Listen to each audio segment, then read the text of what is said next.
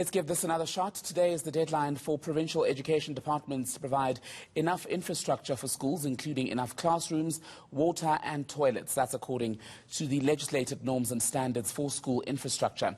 It's been 7 years since Basic Education Minister Tshego signed those into law, but there's been very slow progress since then. Let's discuss this with Equal Education Law Centre's Tshego Phala. Tshego, I'm hoping we'll have a clearer connection, a more stable connection to you now. We were discussing there before I lost you why it is that 7 years later we are still sitting in a situation where the provincial education departments are missing these deadlines. Yes, Thembekile, it really is concerning. As I was saying to you, today being the 29th of November is an important day because today was the deadline for the Department of Basic Education and provincial education departments to ensure that all schools in South Africa have adequate sanitation, water, electricity, access to classrooms. And quite honestly, what we see from the ground is something completely different from that, and the deadline simply hasn't been met. Where do I think the problem lies? At Equal Education and Equal Education Law Centre, we're concerned that there simply has not been commitment from the Department of Education to meeting their own deadline to ensure that we have adequate infrastructure for our learners in our schools in South Africa. What needs to happen now then? Because just last week, I remember you hosted a dialogue or took part in a dialogue where you were indeed saying, as Equal Education, you suspected that today would come and the deadline would be missed, right? So what needs to happen to make sure that the next deadline that is likely to be set is not missed? Well, Thembekile, the next deadline is 2023. And what we think needs to happen is the department and the provinces need to put in adequate plans to say how are they going to meet those deadlines in 2023. There also needs to be proper budgeting for this. We're concerned because during the COVID period and over the last few months, we've seen decrease in the education budget, despite the fact that we're not meeting our deadlines. We sit with schools in KZN and in Limpopo where we still have pit latrines, despite the fact that pit latrine deadline was in 2016.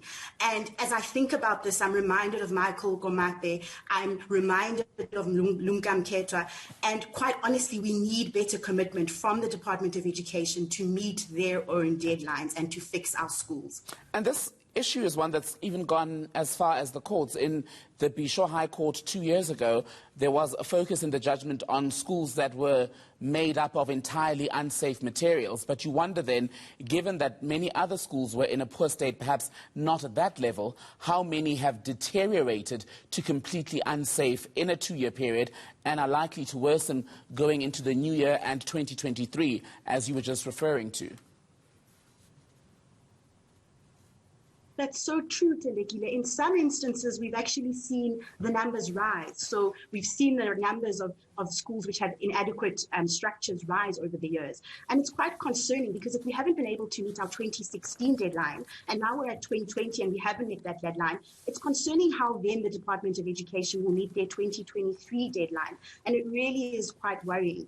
And the reality is our courts have recognized that infrastructure is part and parcel of the right to basic education, yet we still sit with Gauteng, for example, having a shortage of 4,000 classrooms, and it's dismal and it's concerning. I was also quite struck in some of the comments attributed then, Tshego, to you as Equal Education that yes, you've been at loggerheads with the Basic Education Minister, Tshego, but you don't believe that she should take the blame for what we are sitting with tonight.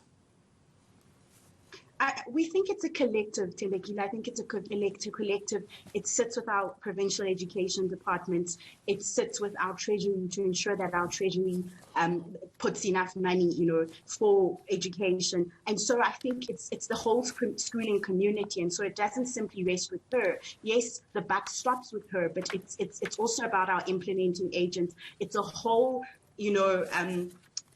group of people who are responsible for ensuring that we fix our schools. Tshego Phala from Equal Education's Law Centre, good to speak to you tonight.